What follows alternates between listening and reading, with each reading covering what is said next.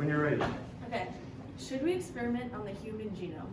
When posed with this complicated question, depending on who you ask, you'll get an array of different answers. Through researching the ethical and political lenses of this topic, I've come to the conclusion that if only used to eradicate disease and medical plights, gene editing will hold a very positive impact on our future. But given the limited information that we obtain, I find that it is irresponsible to experiment on the human genome until scientists can better predict the possible risks and outcomes. First, I'd like to talk about the ethics of gene editing. The definition of ethical is something that relates to the moral principles or the branch of knowledge dealing with these. Now, relating this to gene editing, we need to ask ourselves what is considered immoral for this particular technology. Many would consider using this technology to enhance looks, intelligence, or strength breaks moral code. Others would consider altering DNA of an embryo without its consent, even to rid the baby of a disease that it would inherit, is immoral. Something that we all can agree on is that CRISPR holds many potential dangers and is filled with unknowns. One of the biggest concerns with this technology is that the changes to the DNA through CRISPR are irreversible. This means that once edited genes will be passed on to their offspring and so on. If something were to go wrong, that means there would be generations of families at risk. In a meeting discussing this very topic, the International Summit of Human Gene Editing was held in DC in 2015 and co-hosted by the UK Royal Society, NASEM, and the Chinese Academy of Services. At this meeting, it was determined that until we knew more about the safety, risk, benefits, and efficiency, it was deemed irresponsible to use this technology. Another concern with this is that it can be used for human enhancement. If laws are not put in place to limit CRISPR for medical utilization only, changes like height, intelligence, and facial features could be made. Not only are these changes unnecessary, but could cause social and economic divides. If genetic engineering was open to the public, I would assume that it wouldn't be a surprise to any of you that it would be extremely expensive.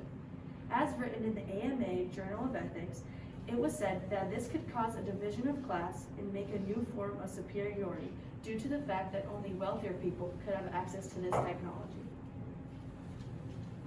Though considered unnatural and dangerous, if used in the right way, CRISPR could end copious amounts of pain.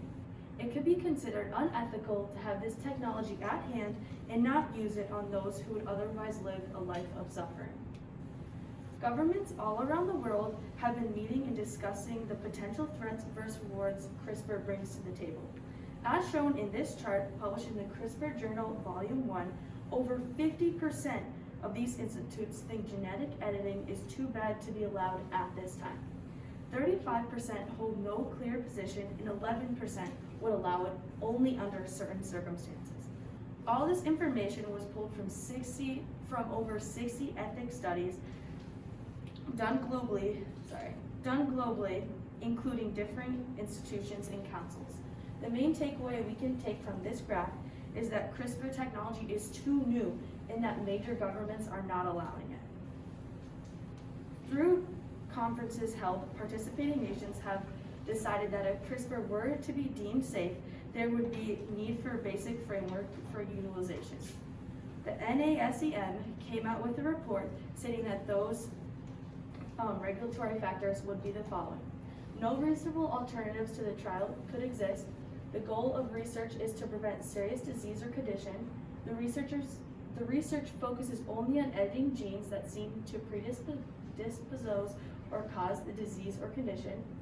Gene conversion is limited to those only variations associated with ordinary health and that are unlikely to cause adverse effects.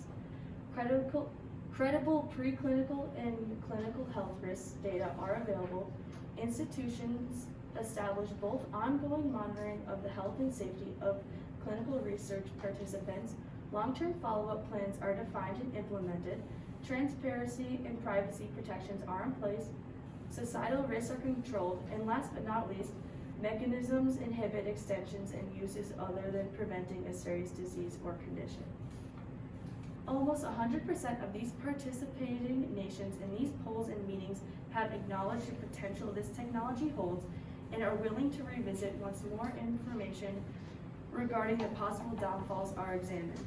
Considering the ethical concerns and input from these various nations has led me to believe and agree with those nations that until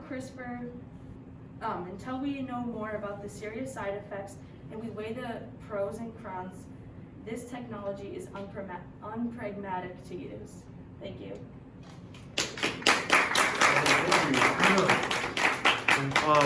What evidence did you what evidence did you gather you didn't include, and why did you not include it?